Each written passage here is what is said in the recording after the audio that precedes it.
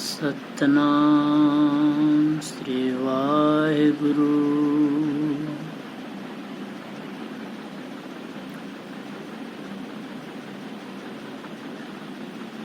जीवन साखी सतगुरु महर्षि मेही परमहंस जी महाराज जी दा, जिहड़े सतगुरु दा अवतार 1885 ईस्वी च होया सी। ਉਹ सतगुरु जी दा, सच्चे पातशाह जी दा जीवन साखी दे विचों आप प्रसंग आया होया है। ते आइए असीं सारे गुरु सेवक साध संगत जी श्रवण करिए। गुरु चेले विच अद्भुत प्रेम।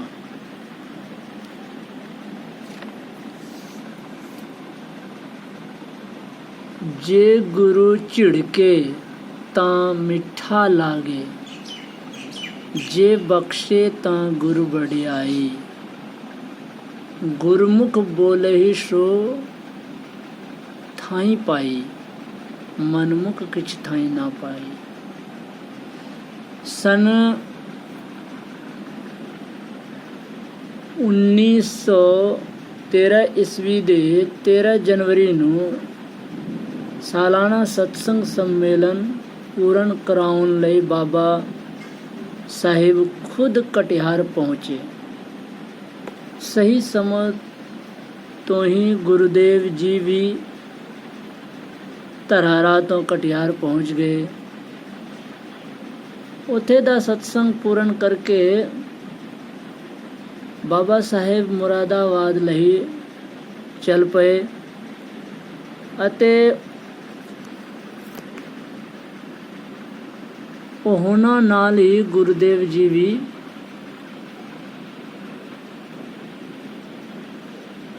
ਭਾਗਲਪੁਰ ਤੱਕ ਆਏ। ਜਦੋਂ ਗੁਰੂਦੇਵ ਜੀ ਭਾਗਲਪੁਰ ਤੋਂ ਵਾਪਿਸ ਪਰਤਨ ਲੱਗੇ ਤਾਂ ਬਾਬਾ ਸਾਹਿਬ ਜੀ ਨੇ ਪੁੱਛਿਆ, ਤੁਸੀਂ ਮੇਰੇ ਨਾਲ ਮੁਰਾਦਾਬਾਦ ਤੱਕ ਚਲੋਗੇ?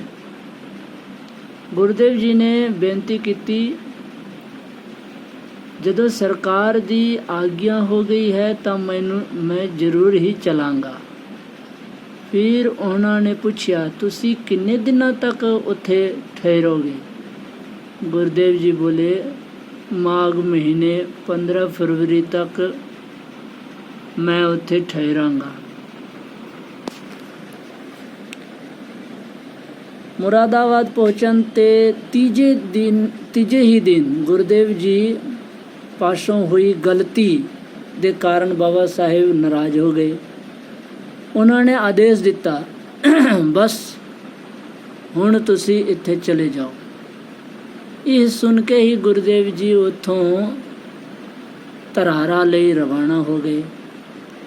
ਇੱਥੇ ਆਉਣ ਤੋਂ ਬਾਅਦ ਛੇਤੀ ਹੀ ਡਾਕ ਰਾਹੀਂ ਬਾਬਾ ਸਾਹਿਬ ਜੀ ਦਾ ਪੱਤਰ ਆਇਆ, ਜਿਸ ਵਿੱਚ ਲਿਖਿਆ ਹੋਇਆ ਸੀ, ਤੁਸੀਂ ਆਪਣੇ ਕਹੇ ਅਨੁਸਾਰ ਇੱਥੇ ਮਾਘ ਮਹੀਨੇ ਤੱਕ ਨਹੀਂ ਠਹਿਰੇ।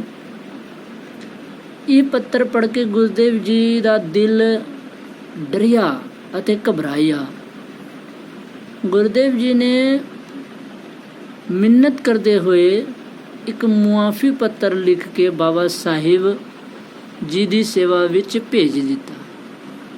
ਕਈ ਮਹੀਨਿਆਂ ਤੋਂ ਬਾਅਦ ਉੱਥੋਂ ਉੱਤਰ ਆਇਆ, ਮੈਂ ਤੈਨੂੰ ਮੁਆਫ ਕਰ ਦਿੱਤਾ ਅਤੇ ਹੁਣ ਤੁਸੀਂ ਜਦੋਂ ਚਾਹੋ ਇੱਥੇ ਆ ਸਕਦੇ ਹੋ। ਇਸ ਮੁਆਫੀ ਮਿਲਣ ਤੋਂ ਉਸ ਸਾਲ ਗੁਰੂਦੇਵ ਜੀ 2 ਵਾਰ ਬਾਬਾ ਸਾਹਿਬ ਕੋਲ ਮੁਰਾਦਾਬਾਦ ਗਏ। ਗੁਰੂਦੇਵ ਜੀ ਉੱਥੇ ਕੁਛ ਦਿਨ ਗੁਰੂ ਸੇਵਾ ਅਤੇ ਸਤਸੰਗ ਕਰਕੇ ਵਾਪਿਸ ਪਰਤਾਏ। ਗੁਰਦੇਵ ਜੀ ਹਰ ਸਾਲ ਮੁਰਾਦਾਬਾਦ ਘੱਟੋ ਘੱਟ ਇੱਕ ਵਾਰ ਜ਼ਰੂਰ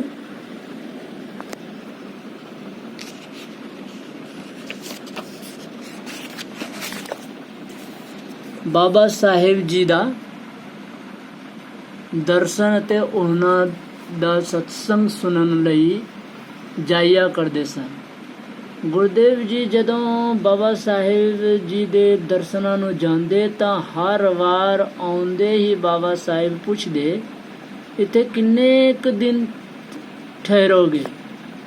ਜਦ ਗੁਰਦੇਵ ਜੀ ਠਹਿਰਨ ਦਾ ਸਮਾਂ ਦੱਸਦੇ ਤਾਂ ਬਾਬਾ ਸਾਹਿਬ ਉਸ ਨੂੰ ਪੂਰਾ ਹੋਣ ਤੋਂ 3 ਦਿਨ ਪਹਿਲਾਂ ਹੀ ਗੁਰਦੇਵ ਜੀ ਨਾਲ ਇੰਨੇ ਗੁੱਸੇ ਹੁੰਦੇ ਕਿ ਹਰ ਵਾਰ ਗੁਰਦੇਵ ਜੀ ਸਮਾਂ ਪੂਰਾ ਹੋਣ ਤੋਂ ਪਹਿਲਾਂ ਹੀ ਵਾਪਿਸ ਆ ਜਾਂਦੇ।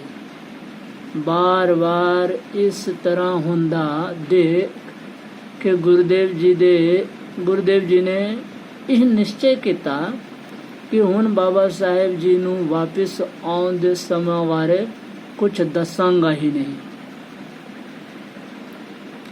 ਸੰਨ 1916 ਈਸਵੀ ਵਿੱਚ ਇੱਕ ਵਾਰ ਬਾਬਾ ਸਾਹਿਬ ਗੋਰਖਪੁਰ ਪਹੁੰਚੇ ਅਤੇ ਗੁਰਦੇਵ ਜੀ ਨੂੰ ਪੱਤਰ ਲਿਖਿਆ ਕਿ ਤੁਸੀਂ ਗੋਰਖਪੁਰ ਆ ਕੇ ਮੈਨੂੰ ਮਿਲੋ। ਆਦੇਸ਼ ਪਾ ਕੇ ਗੁਰਦੇਵ ਜੀ ਨੇ ਬਾਬਾ ਸਾਹਿਬ ਜੀ ਦੇ ਦਰਸ਼ਨ ਕੀਤੇ ਅਤੇ ਉੱਥੇ ਕੁਝ ਦਿਨ ਰੁਕ ਕੇ ਸਤਸੰਗ ਕਰਦੇ ਰਹੇ। ਆਪਣੀ ਪਹਿਲਾਂ ਵਾਲੀ ਆਦਤ ਅਨੁਸਾਰ ਇਸ ਵਾਰ ਵੀ ਬਾਬਾ ਸਾਹਿਬ ਨੇ ਆਉਂਦੇ ਹੀ ਪੁੱਛਿਆ, ਇੱਥੇ ਕਦੋਂ ਤੱਕ ਰਹੋਗੇ? ਇਸ ਤੋਂ ਗੁਰਦੇਵ ਜੀ ਨੇ ਕੋਈ ਉੱਤਰ ਨਾ ਦਿੱਤਾ ਅਤੇ ਮੌਨ ਧਾਰਨ ਕਰ ਲਿਆ। ਫਿਰ ਜਿਸ ਦਿਨ ਆਉਣ ਦੀ ਰੂਹ ਕੀਤੀ, ਸਾਰਾ ਸਾਮਾਨ ਲੈ ਕੇ ਬਾਬਾ ਸਾਹਿਬ ਕੋਲ ਆਗਿਆ ਲੈਣ ਲਈ ਆਏ। ਪਰੰਤੂ ਗੁਰਦੇਵ ਜੀ ਨੂੰ ਦੂਰੋਂ ਹੀ ਦੇਖ ਕੇ ਬਾਬਾ ਸਾਹਿਬ ਨੇ ਕਿਹਾ, ਜਾ ਰਹੇ ਹੋ ਕਿ? ਗੁਰਦੇਵ ਜੀ ਨੇ ਕਿਹਾ, ਜੀ ਹਾਂ। ਗੁਰਦੇਵ ਜੀ ਦੇ ਹਾਂ ਕਹਿੰਦੇ ਹੀ ਬਾਬਾ ਸਾਹਿਬ ਗੁਰਦੇਵ ਜੀ ਦੇ ਪਿੱਠ ਉੱਪਰ ਜਾ ਬੈਠੇ ਅਤੇ ਬੋਲੇ, ਮੈਂ ਨਹੀਂ ਜਾਣ ਦਿੰਦਾ। ਜਾਓ ਤਾਂ ਕਿਸ ਤਰ੍ਹਾਂ ਜਾਂਦੇ ਹੋ? ਗੁਰਦੇਵ ਜੀ ਨੇ ਕਿਹਾ, ਤਾਂ ਨਹੀਂ ਜਾਣਦਾ। ਇਸ ਤਰ੍ਹਾਂ ਕਹਿ ਕੇ ਉਸ ਦਿਨ ਗੁਰਦੇਵ ਜੀ ਰੁਕ ਗਏ। ਦੂਜੇ ਦਿਨ ਪ੍ਰਣਾਮ ਕਰਦੇ ਹੀ ਬਾਬਾ ਸਾਹਿਬ ਬੋਲੇ, ਅੱਛਾ ਹੁਣ ਤੁਸੀਂ ਜਾਓ। ਫਿਰ ਗੁਰਦੇਵ ਜੀ ਖੁਸ਼ੀ ਖੁਸ਼ੀ ਬਾਬਾ ਸਾਹਿਬ ਦੀ ਆਗਿਆ ਪਾ ਕੇ ਧਰਾਰਾ ਵਾਪਿਸ ਆ ਗਏ। ਹੇਠਾਂ ਕੁਝ ਪੱਤਰਾਂ ਦਾ ਵਰਣਨ ਕੀਤਾ ਗਿਆ ਹੈ ਜਿਹੜੇ ਬਾਬਾ ਸਾਹਿਬ ਗੁਰਦੇਵ ਜੀ ਨੂੰ ਪਿਆਰ ਅਤੇ ਆਸ਼ੀਰਵਾਦ ਸਦਕਾ ਭੇਜਿਆ ਕਰਦੇ ਸਨ।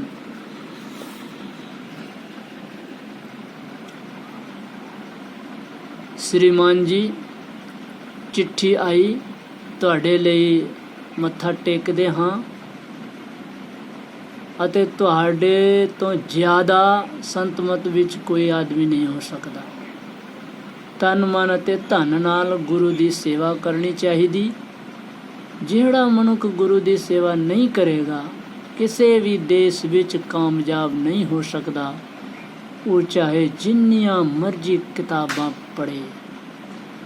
ਨੰਦਨ ਸੇਵਕ ਹੱਥ ਜੋੜ ਕੇ ਪ੍ਰਣਾਮ ਕਰਦਾ ਹੈ। ਦਸਤਖਤ ਬਾਬਾ ਦੇਵੀ ਸਾਹਿਬ ਜੀ ਜਿਹੜੇ ਮੁਰਾਦਾਬਾਦ ਦੇ ਪੂਰਨ ਸੰਤ ਹੋਏ ਸਨ, ਉਹਨਾਂ ਦੀ ਹੈ ਦੇਵੀ ਲਿਖਿਆ ਹੋਇਆ। श्रीमान जी,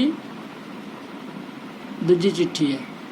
श्रीमान जी, चिट्ठी ਤੁਹਾਡੀ ਆਈ, ਰਾਜੀ ਖੁਸ਼ੀ ਜਾਣ ਕੇ ਖੁਸ਼ੀ ਹੋਈ। ਚਾਹੇ ਤੁਹਾਨੂੰ ਭੋਜਨ ਮਿਲੇ ਜਾਂ ਨਾ ਮਿਲੇ, ਪਰ ਤੁਹਾਡੀ ਬਰਾਬਰੀ ਮੁਲਕ ਵਿੱਚ ਕੋਈ ਵੀ ਨਹੀਂ ਕਰ ਸਕਦਾ। ਜ਼ਿਆਦਾ ਚੰਗਾ ਹੈ ਕਿ ਮਹੀਨੇ ਮਹੀਨੇ ਪਰ ਅਭਿਆਸ ਸਾਧਨਾ ਅਤੇ ਸਤਸੰਗ ਅਤੇ ਉਪਦੇਸ਼ खूब दिल लगा के करो। नंदन सेवक। प्रणाम करदा है। दस्तखत सतगुरु जी दे ਜਿਹੜੇ सतगुरु सन बाबा देवी साहब ਉਹਨਾਂ ਦੀ ਹੈ।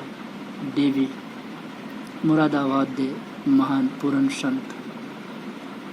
हेठ संतवानी गुरबानी लिखी हुई है। साच कहो सुन लेहु सवै जिन प्रेम कियो तिन ही प्रभु पायो। कहा पजे जो देव लोचन मुंद के बैठ कहु बक ध्यान लगायो। नात फिरऊ लिए सात समुद्रनी लोक गए पर लोक गवायो। बाश कियो विख्यान मुँह बैठ के ऐसे ही ऐसे सू बैश बितायो। काहू लेके पाहन पुज धरियो। सिर काहू ले लिंग गरे लटकायो। काहू लखियो हरे अवाची दिशा मही काहू पछाह को शीस निवायो। कोई बतान कोई पूजत है पशु कोई मितान कोई पूजत तायु।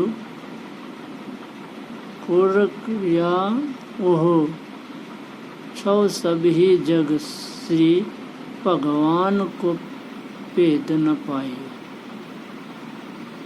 जे उच्चारण विच कोई गलती होया होएगा तो आप जी तो माफ़ी चाहते हाँ। असी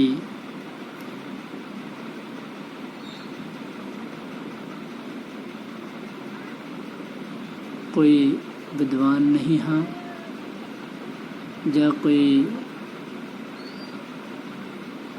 चंगे जानकार भी नहीं हाँ।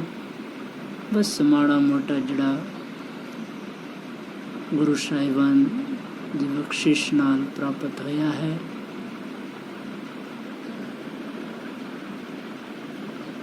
ਮੈਂ ਪੜ੍ਹ ਕੇ ਸੁਣਾਇਆ। ਬਾਕੀ ਇਸ ਦਾਸ ਨੂੰ ਗਲਤੀਆਂ ਦੇ क्षमा ਕਰਦੇ ਹੋਏ ਆਪਣੀ ਦਇਆ ਕਿਰਪਾ ਬਖਸ਼ਿਸ਼ ਕਰੋ। ਵਾਹਿਗੁਰੂ ਜੀ ਸਤਿਨਾਮ ਸਤਿਨਾਮ।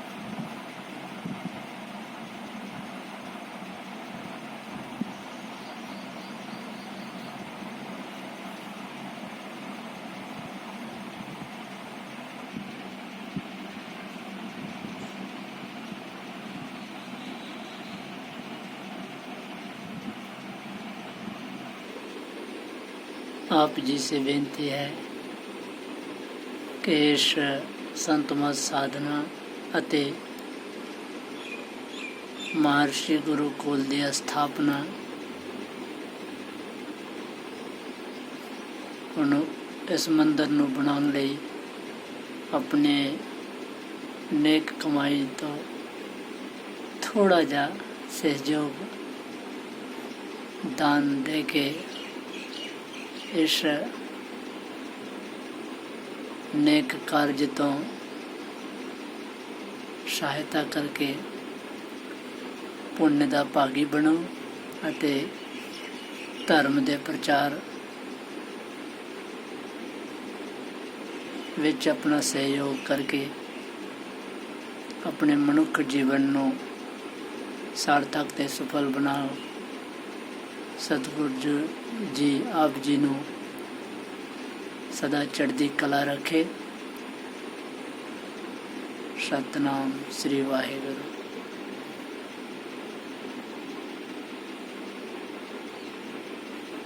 ਇਸ ਸਕਰੀਨਸ਼ਾਟ 'ਤੇ ਤੁਸੀਂ ਦਾਨ ਦੀ ਸਹਿਯੋਗ ਰਾਸ਼ੀ ਭੇਜ ਸਕਦੇ ਹੋ, ਜਿਸ ਦੇ ਉੱਤੇ ਨਾਂ ਆਏਗਾ ਪੰਕਜ ਪ੍ਰੇਮ ਦੇ ਨਾਂ ਦੇ ਉੱਤੇ ਤੁਸੀਂ ਦਾਨ ਦੇ ਕੇ ਤੇ ਇਸ ਚੰਗੇ ਕਾਰਜ ਨੂੰ ਸਹਿਯੋਗ ਦਿਓ। ਇਹੋ ਹੀ ਆਪ ਜੀ ਨਾਲ ਬੇਨਤੀ ਹੈ। ਸਤਿਨਾਮ ਜੀ ਵਾਹਿਗੁਰੂ।